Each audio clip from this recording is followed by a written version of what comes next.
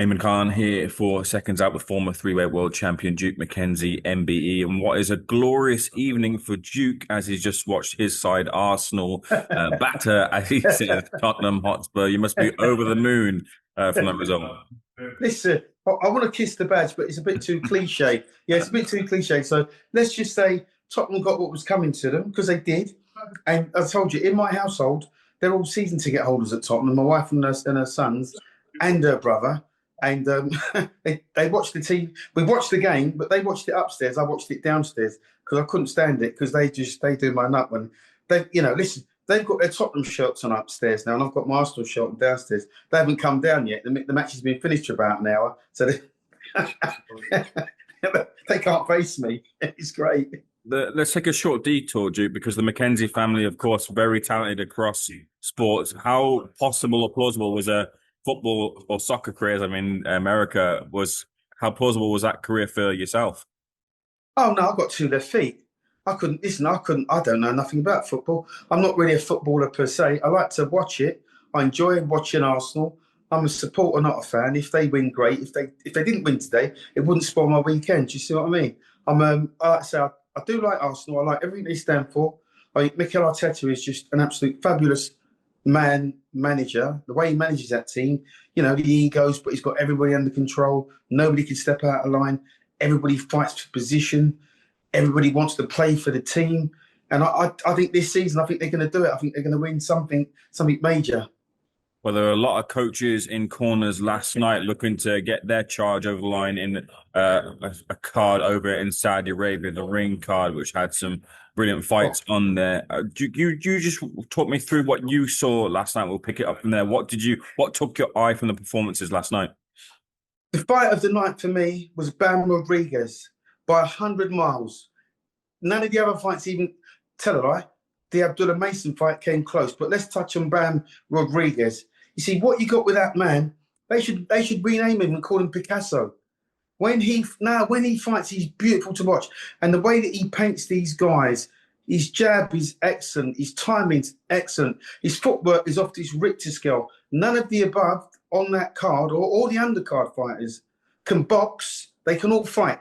They can all fight, but they can't box as well as Bam Rodriguez. What he put on yesterday was an absolute clinical display of what boxing is. Boxing's an art. It's an art form. And the way he displayed just about every punch in the book, just about every step in the book, which most boxers can't do. The little side steps, the little feints, the little step-offs, the little roll of the shoulders. He like I say, I think that kid is a superstar. And how he isn't mentioned as being at least in the top 5 pound for pound fighters in the world right now, he's probably even top 3 pound for pound fighters right now. I don't really know. Maybe it's because he's in the light flyweight division. And as you know, and I know only too well, the smaller guys don't get the recognition that they deserve. But he is undoubtedly a superstar. I do get excited. When I watch boxing like that, I get excited. It makes me want to make a comeback. A comeback in front of the mirror. Do you see what I mean? I start shadow boxing and putting all the moves together again. He excites me, that boy, because he's just had a child, right? He's just had he's got a new family member. Most boxers that have that kind of pressure on them, so close to a fight, it normally takes your concentration away. But for whatever the reason, he managed to put his family to one side and his boxing career at the forefront where it really mattered, because let's get it right, couldn't afford to slip up last night. And the guy he had in front of him was a tough guy, but he got dismantled in such a way, it was beautiful to watch. Like I say, the jabs, he showed him a jab at one point, hit him with an uppercut and a straight left. And then he sidestepped him. It was just if you know what you're looking at, it was great to watch. If you were in the opposite corner in your pump, how would you deal with Bam Rodriguez? I'd get a bit of CS gas and a kosh. I'd squirt him in the eyes and I'd batter him over the head and I'd throw him out the back door. Listen, you can't beat a boxer like that. You can outfight him. You can outfight him. And at some point, he'll probably come unstuck. But right now, I would almost go as far as saying he's unbeatable at his current weight division. If he jumps up 1 or 2 weight divisions, he'll probably come unstuck. But I hope he stays where he is. There's at least another two weight divisions to go through before he comes unstuck. He's only an 8 stone 3, a light flyweight. He can make the bantamweights, I'm sure, and maybe super bantamweight 8 stone 10. That might be a bridge too far because he hasn't got the biggest frame in the world. However, he can beef up a little bit, I'm sure. He's not the tallest guy in the world. I think he's only about 5'4", so he's not the tallest guy in the world. But anyway, let's right now, where he is right now, he's going to take some holding. Nobody beats him at super flyweight. No one. The other fight you mentioned that you said was a close run for the performance or fight of the night, however you want to call it, was Sam Noakes in a brave but unfortunately losing effort against Abdullah Mason, who's crowned world champion. What did you see in that fight? Was it as close as maybe the judges had it and Mason was the worthy winner? Mason was a worthy winner. You can't help but feel sorry for Noakes because he's got a heart as big as a bucket and he kept trying. There were certain times in that fight where, he'd try and take the play away from Mason with his physicality and his strength and try and bully him.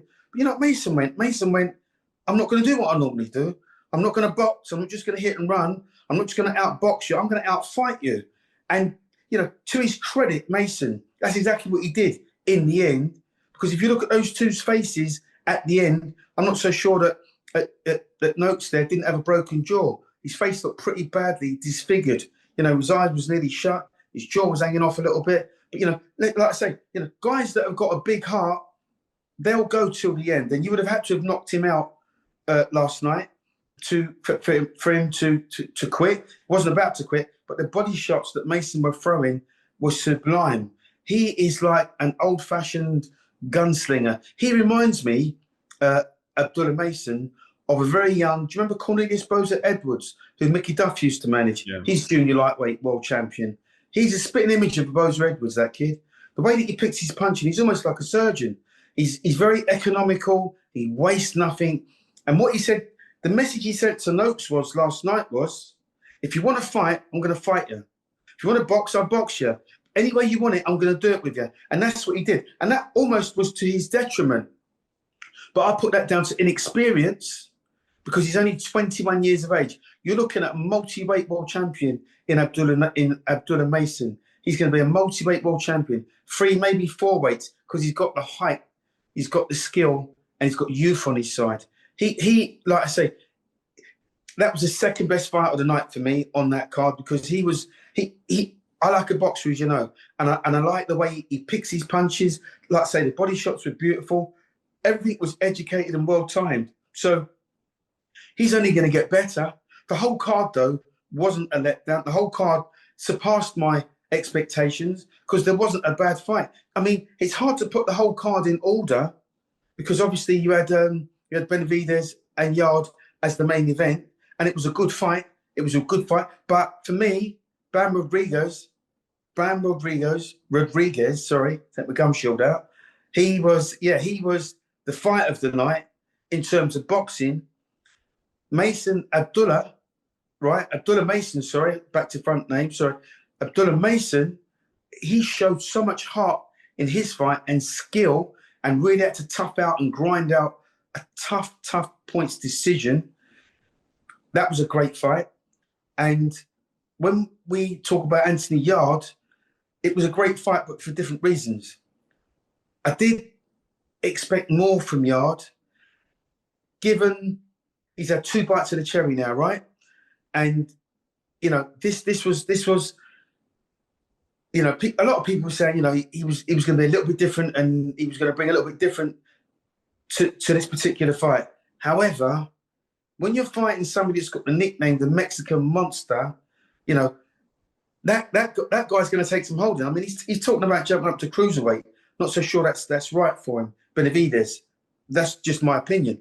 But what he demonstrated last night, I mean, he punched a granny out of Yarde. He absolutely battered him, and at some points in that fight, it was quite sickening to watch. And when Yarde went down at the end, that was a brutal hook that he took. It was brutal. That would have floored anybody. But to his credit, he stood up and he took a beating. He may never be the same, Anthony Yarde, after that. That was a worse knockout than he's or a worse defeat, a worse knockout than his 2 previous attempts for the championship. Let's dissect Anthony Yarde as we've moved to on that fight with Benavidez as we move towards that one. When it comes to Yarde and his attempts at the world title, is he unlucky in the era that he's in? Is it a skill deficiency? What is it about Yarde that he's fallen short? And to his credit, he's always one who's looked to seek these type of challenges. These are the ones he gets up for when it could have been easier to go other routes. But is he someone, do you think, that will win a world title before the close of his career? Well, in some ways, you can compare him to Frank Bruno. Because Frank Bruno won the World Heavyweight Championship at his 4th attempt. He never gave up. He won it at his 4th attempt. So Yarde could potentially get another shot at the light heavyweight championship of the world. And who knows? He may go on to become, world light heavyweight champion. I mean, it was a bad beating he took, though. I don't know if you come back from those kind of beatings. That was worse than the Kovalev defeat. It was worse than the Beterbiev defeat. And now he's lost to Benavidez, who just beat the living daylights out of him. Those sort of defeats you don't generally come back from whole, if you see what I mean. Now, the rumour was about Yarde going into these championship fights was he would always be the bridesmaid, never the bride, because he always gets found out around 7, round 8. The longer the fight goes on, he runs out of steam and runs out a little bit of ideas. That's the general sort of consensus. You can't blame him last night. I mean, like I say, that the hook that he took in the final round, it was pitiful to see. His eye was all busted up. He had blood coming out of his nose. He'd been hit. He'd been hurt.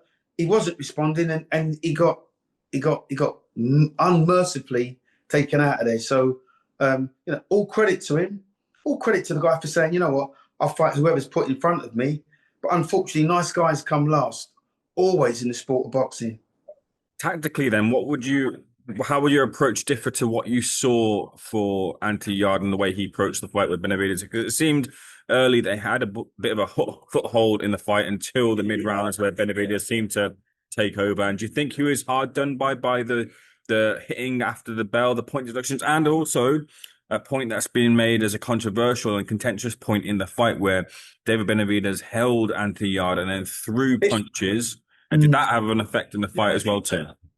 I wouldn't say that either of the above incidences you're talking about, the point deduction, the hitting after the bell, or the cumulative effect, the amount of punches he was taking when Benavidez had him up against the ropes and was hitting him with about 20 right hands or 20 hooks or whatever it was. He just kept loading up, bang, bang, bang, bang, bang. And that was quite impressive, I thought, from Benavidez, because we're talking about light heavyweights. Light heavyweights don't normally fight like that. They can't throw that many shots. But Benavidez is noted for being a busy fighter. He's noted for being a combination puncher. And with those kind of guys, just my opinion, you can't really stand off them. You can only fight them one way. You've got to fight fire with fire. You can't pick your shots. You ain't got time to pick single shots. The time you throw one, Benavidez is going to throw 4. You throw 2, he's going to throw 6 or 7. Boxing's a numbers game. And Anthony Yarde, for me, was always just behind, because what Benavidez did, let him get a couple of rounds in to the fight early on, see what he's got. And once he realised that Yarde didn't have anything, really, he just took the fight to him. And he relaxed so much more, Benavidez. That's why the fight went his way.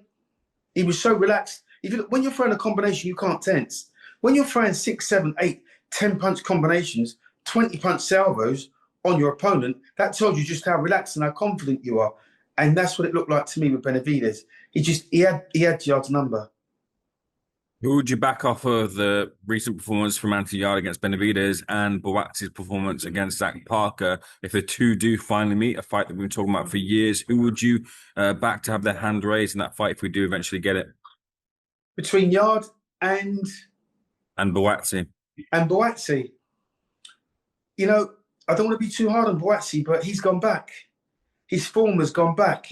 Where Yarde's fighting at top level, world-class opponents, all right, he's not winning, but he's fighting these guys. There's a difference between domestic fighters, you know, where Buatsi found himself in his last fight, domestic fight as a domestic fight, and he struggled. to jumping up to world level, and he'll struggle again because there's a definite gulf between the two. So right now, I'd have to say Yarde. Right now, a lot obviously would depend on what Yarde's got left, because that was a bad knockout, and he took a lot of stick in that fight.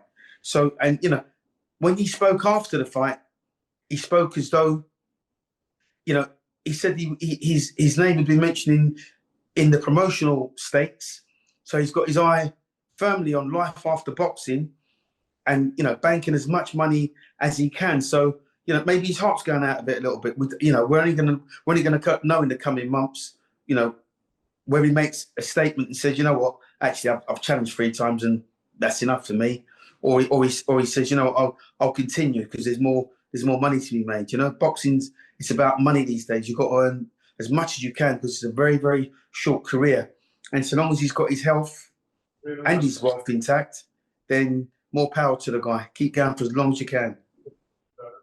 Tunde gets a stick whenever Yarde ever seems to be on the end of a defeat, and maybe not enough credit when Yarde wins fights. But of the duo between Tunde and Anthony Yarde, do you think that's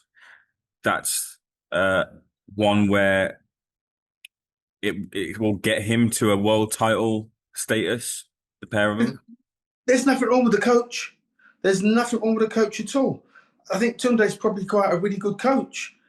He definitely knows the psychology of the sport, and as an actual teacher, he's probably one of the best. He probably doesn't get enough recognition. You know, people love to hate, and that's just how it is. They might see him doing the pad work, and he does all the Mayweather stuff, and it all looks great, and then people go, you know, I wish I could do that, but they know they can't.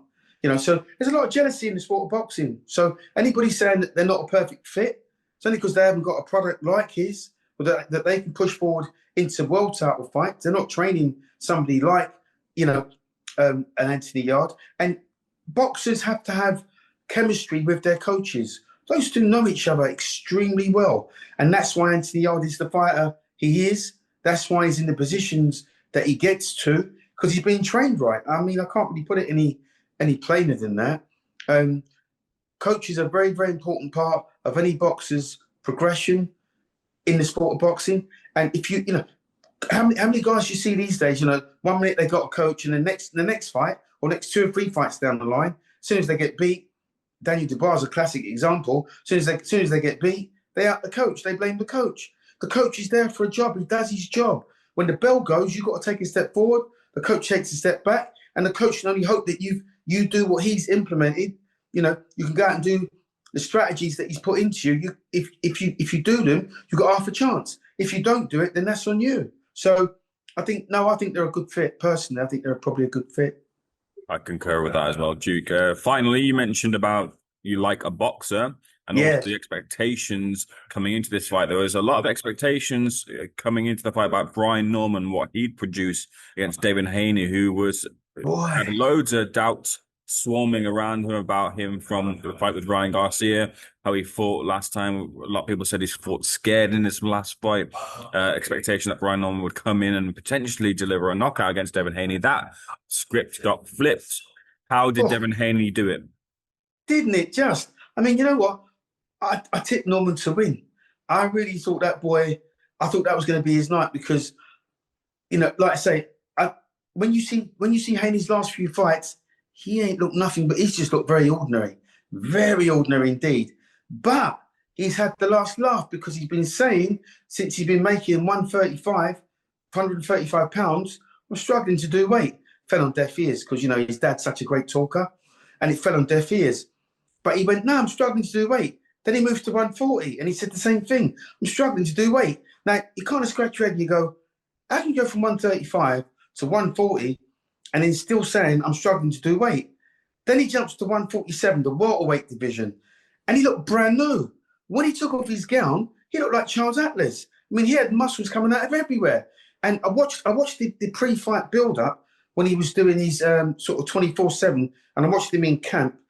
I listened to the way that he talked, and he spoke very softly and very quietly. And there was an inner confidence in Devin Haney, which we haven't heard or seen for quite some time. So the victory last night, he done himself a world of good. He's a 3-division world champion now. He's done himself a world of good because he's right back on top. Now, the performance last night, you've got to say to yourself, where's it been? But when you look at it in the cold light of day, it's always been there. It just needed bringing out. And it looks to me now, he's found his true weight because there wasn't any surplus fat on him. He had muscles everywhere. He looked fit. I listened to his dietitian talking, and when he was chopping up the carrots and the garlic and the ginger, and he was saying, this is all part of the ingredients, and this is what's going to make him strong. And you heard it all before, and you go, yeah, right, all right, mate. But this goes to prove the importance of having the right nutrition for boxers, modern day boxers certainly today. Having the right sort of what they call a team around you now. You've got to have a little team. You've got to have a dietitian, a strength coach, a boxing coach, a psychologist, someone to massage your ego. So you need 5 or 6 guys around you, and which is all part of your team, to make you that kind of a fighter. So when you look at Haney now, you're looking at quite a complete package. He looked damn decent last night to me. Took the play away from Norman, which I didn't think he would. I mean, he decked him early, and Norman never seemed to be quite the same.